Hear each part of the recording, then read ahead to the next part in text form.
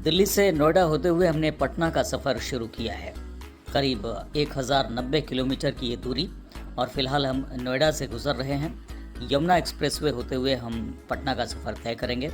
Lucknow expressway और NH27 से होते हुए हम पटना की तरफ जाएंगे। फ़िलहाल यमुना एक्सप्रेसवे पर हम पहुंच चुके हैं और आपको बता दें कि इसकी लंबाई 165 किलोमीटर है और यमुना एक्सप्रेसवे की शुरुआत ताज एक्सप्रेसवे नाम से की गई थी। और कुछ लोग NH2 से जाने की बात करते हैं दिल्ली से, लेकिन उसमें ट्रैफिक बहुत ज़्यादा है। यमुना एक्सप्रेसवे के बनने के बाद और ख़ास तौर से लखनऊ एक्सप्रेसवे उसके पूरे हो जाने के बाद अब ज़्यादातर लोग इसी रूट को लेते हैं। बेस्ट रूट अगर इसकी चर्चा होती है तो यही है और हमने भी इसी रूट को लिया है।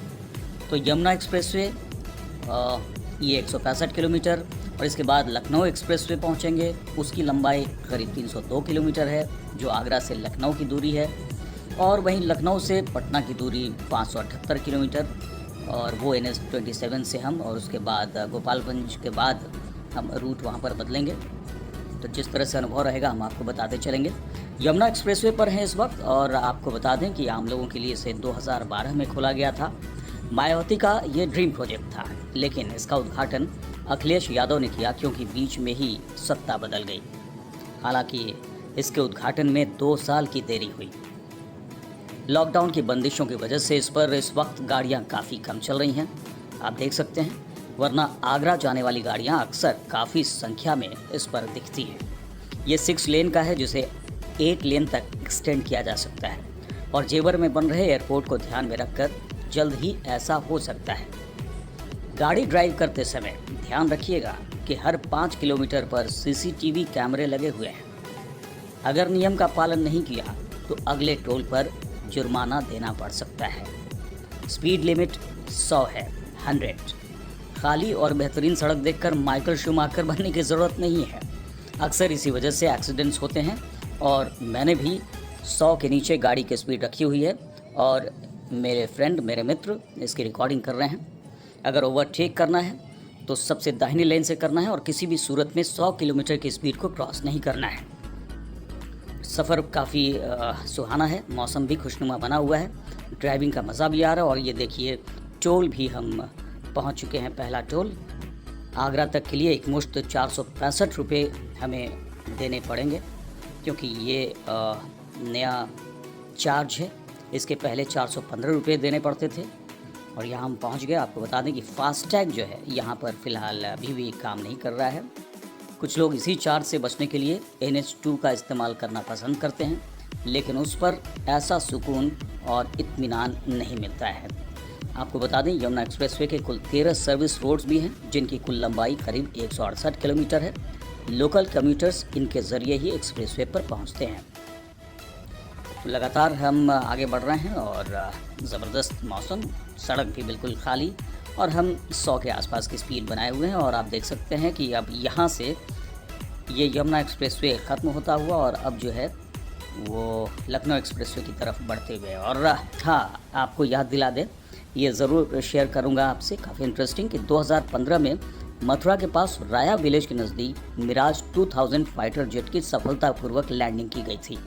ये उस ट्रायल का हिस्सा था जिसमें ये टेस्ट किया जा रहा था कि इमरजेंसी में फाइटर प्लेन्स की हाईवेज पर लैंडिंग हो सकती है या नहीं। अभी चाइना से तनाव बना हुआ है और पाकिस्तान से तो हमेशा ही तनाव बना रहता है। ऐसे में हाईवेज पर फाइटर प्लेन्स की लैंडिंग काफ़ी महत्वपूर्ण हो सकती है। और लीजिए, बात में हम आगरा पहुँच रहे हैं उस अप्रोच रोड की तरफ और लखनऊ एक्सप्रेसवे उसका सफ़र भी अब बस थोड़ी देर में शुरू होने ही वाला है। अब यहाँ से कर्व लेते हुए ये वो जगह है जहाँ से आप इलाहाबाद के लिए NH2 भी पकड़ सकते हैं, यानी दिल्ली से NH2 जो होते हुए मथुरा रोड होते हुए यहाँ पहुँचता है, इसको आप यमुना एक्सप्रेसवे से भी उसे पकड़ सकते हैं। लेकिन फ़िलहाल जो बेस्ट रूट है वो यमुना एक्सप्रेसवे से ही आगे बढ़ते हुए और आप लखनऊ एक्सप्रेसवे की तरफ बढ़ें। और ये यहाँ पर साइन बोर्ड और आप देख सकते हैं यहाँ पर कि NH2 उसके लिए बाएं जाना है, लखनऊ के लिए सीधे, ताजमहल भी सीधे और ग्वालियर भी सीधे आगे बढ़ जाना है। और अब लखनऊ एक्सप्रेसवे की तरफ बढ़ रहे हैं। हालांकि ये इनर रिंग रोड है आगरा का, यानी ताजमहल पहुंचने के लिए इसे खासतौर पर बनाया गया। लखनऊ एक्सप्रेसवे के लिए भी ये अप्रोच रोड कह सकते हैं और एक और साइन बोर्ड जो कि ये बताता है कि ये इनर रिंग रोड है, यानी कुछ किलोमीटर्स आप इस सड़क पर चलेंगे तो ये इनर रिंग रोड पर आप बढ़ते हुए दिखाई पड़ेंगे और इसके लिए टोल चार्जेस अलग हैं। जी हाँ, ये जो एक डिस्टेंस है वो अलग से इसका टोल चार्ज देना होगा। आगरा, ग्वालियर और जयपुर के लिए इसी रास्ते से आगे बढ़ना है, ये साइन बोर्ड ये बताता हुआ। और ये जगह जगह साइन बोर्ड्स हैं, इससे परेशानी नहीं होती है, ये अच्छी बात है। और आप देख सकते हैं ये व्यू कितना शानदार, और साथ ही साथ यहाँ पर बीच में आप देखिए किस तरीके से खूबसूरती से यहाँ पर फूलों की क्यारियाँ लगाई गई हैं और ये खूबसूरती में इजाफा करता हुआ और शानदार तरीके से सभी गाड़ियाँ आगे बढ़ती हुई बिल्कुल मस्ती के अंदाज में, क्योंकि ट्रैफिक बहुत कम है यहाँ, बंदिशें भी हैं लॉकडाउन की वजह से, इसकी वजह से भी गाड़ियाँ काफ़ी कम यहाँ पर चलती हुई दिखाई पड़ रही हैं। खुशनुमा मौसम में ऐसी सड़कों पर ड्राइव करने का मज़ा ही अलग होता है।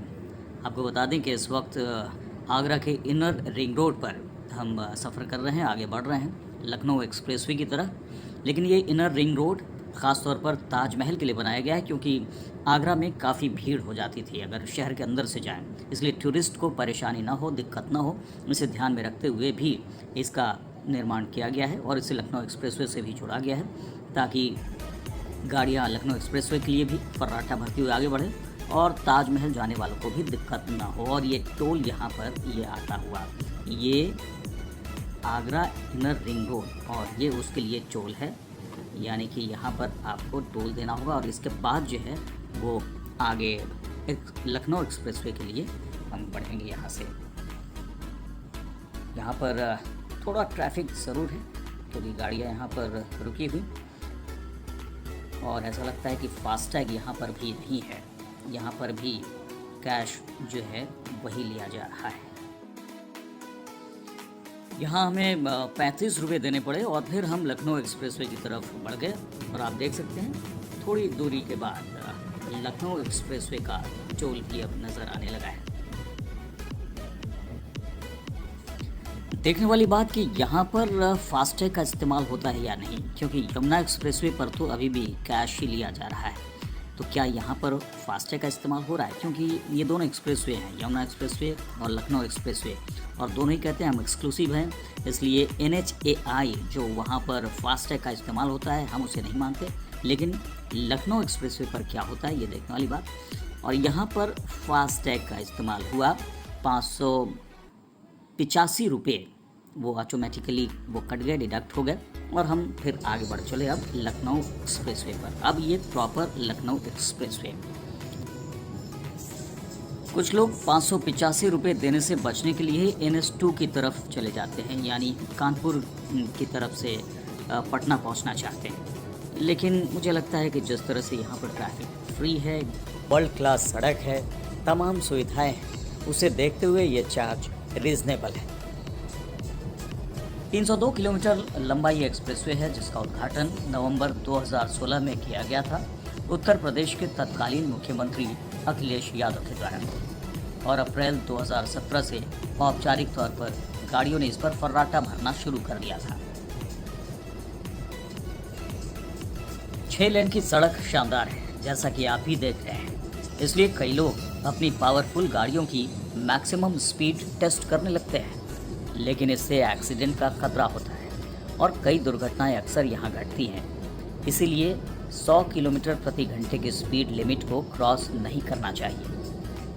आपको बताएं, कुछ जगहों पर सड़क की बनावट ऐसी है या फिर समय के साथ शायद ऐसा हो गया है कि लगता है कि आपकी गाड़ी के पहियों का बैलेंस बिगड़ गया है, गाड़ी लहरा रही है, इसलिए भी ज़्यादा तेज़ नहीं चलना चाहिए। आप अपनी लेन में रहें और मुझे लगता है कि अगर आप बीच वाली लेन में रहें, सिर्फ ओवरटेक करना हो तो एक्सट्रीम राइट लेन से, जैसा कि इस वक्त हम कर रहे हैं, इसमें जाएं और फिर से बीच वाली लेन में आ जाएं, ये काफ़ी सेफ रहता है।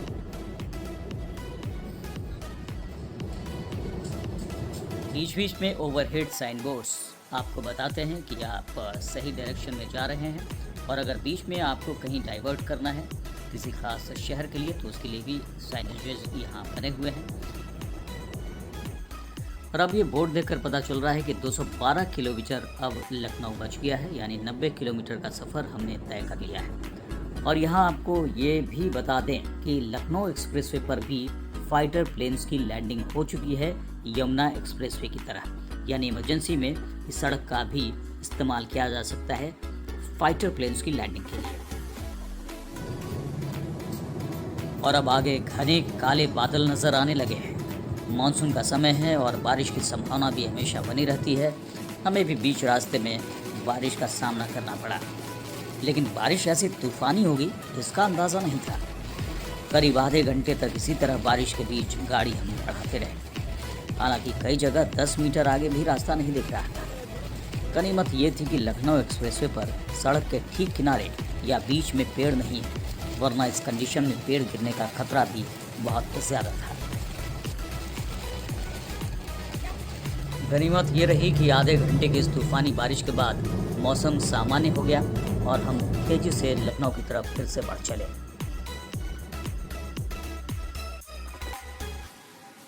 कुछ ही देर बाद हम लखनऊ पहुंच गए, जहां हमने नाइट स्टे किया। थकान दूर करने के लिए मेरे हिसाब से ये ज़रूरी है, ख़ास तौर पर जब एक ही शख्स ड्राइविंग कर रहा हो। ऐसे में आप तरोताज़ा होकर अगले दिन फिर से सफ़र शुरू कर सकते हैं, जैसा कि हमने भी किया। करीब 6 बजे हमने पटना के लिए सफ़र फिर से शुरू किया NH 27 से होते हुए। आपको बता दें कि NH 27 भारत का दूसरा सबसे लंबा राष्ट्रीय राजमार्ग है, जो पश्चिम में पोरबंदर से सुदूर पूर्व में असम के सिलचर को जोड़ता है। 3507 किलोमीटर इसकी कुल लंबाई है और लखनऊ से पहले कानपुर, झांसी, शिवपुरी, कोटा, चित्तौड़गढ़, उदयपुर जैसे शहर इसी पर पड़ते हैं। लखनऊ से हम बाराबंकी, फैजाबाद, बस्ती, गोरखपुर, कुशीनगर होते हुए गोपालगंज से बिहार में प्रवेश करेंगे। ये सड़क मुजफ्फरपुर होते हुए असम के सिलचर तक जाती है। सड़क का हाल बेहतरीन है और हम यहाँ भी लखनऊ एक्सप्रेसवे और यमुना एक्सप्रेसवे को ज़्यादा मिस नहीं कर रहे। हालांकि ट्रैफिक ज़्यादा है, टोल पर थोड़े जाम जैसे हालात बन जाते हैं। आप देख सकते हैं ये मैनेजमेंट थोड़ा बेहतर हो सकता है। रास्ते में रिलीफ करने के लिए कुछ अच्छे ढाबे और रेस्टोरेंट्स भी हैं। बस ध्यान रखना होगा कि स्पीड मेंटेन करने के चक्कर में वो निकल ना जाए, क्योंकि ये उतने भी नहीं हैं जितने हरियाणा, पंजाब की तरफ होते हैं।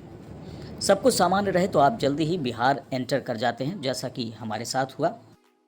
गोपालगंज में कंस्ट्रक्शन वर्क की वजह से थोड़ी दिक्कत ज़रूर हुई, लेकिन बाकी बेहतर रहा। गोपालगंज से आगे हमने NH 27 छोड़ दिया, क्योंकि हाजीपुर से गांधी सेतु को नहीं पकड़ना था।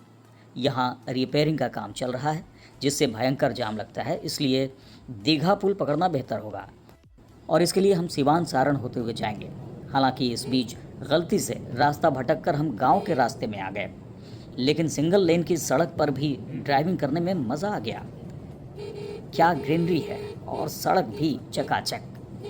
बिहार में सड़कों पर तो खूब काम हुआ है, इससे इनकार नहीं किया जा सकता। खैर, जल्दी ही हम मुख्य सड़क पर वापस लौट आए और बढ़ने लगे JP सेतु की तरफ, जिसे दीघा पुल के नाम से ज़्यादा जाना जाता है।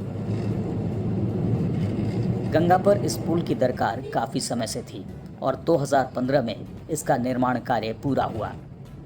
करीब 4.5 किलोमीटर लंबा ये पुल असम में बोगीबिल ब्रिज के बाद भारत का दूसरा सबसे लंबा रेल सह सड़क पुल है।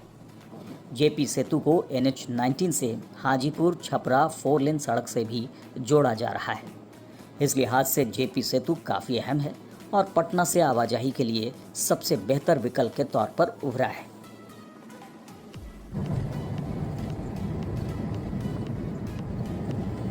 खूबसूरत नज़ारों का दीदार करते हुए अब हम पटना में एंटर कर चुके हैं। समय हुआ है करीब 3:30 बजे का, यानी 9.5 घंटे लगे हमें लखनऊ से यहाँ पहुँचने में। इस तरह 1000 किलोमीटर से ज़्यादा का सफ़र तय कर अपनी मंजिल तक हम पहुँच चुके हैं। तो सारे अनुभवों को देख आप भी कहेंगे दिल्ली से पटना के इस रूट का जवाब नहीं।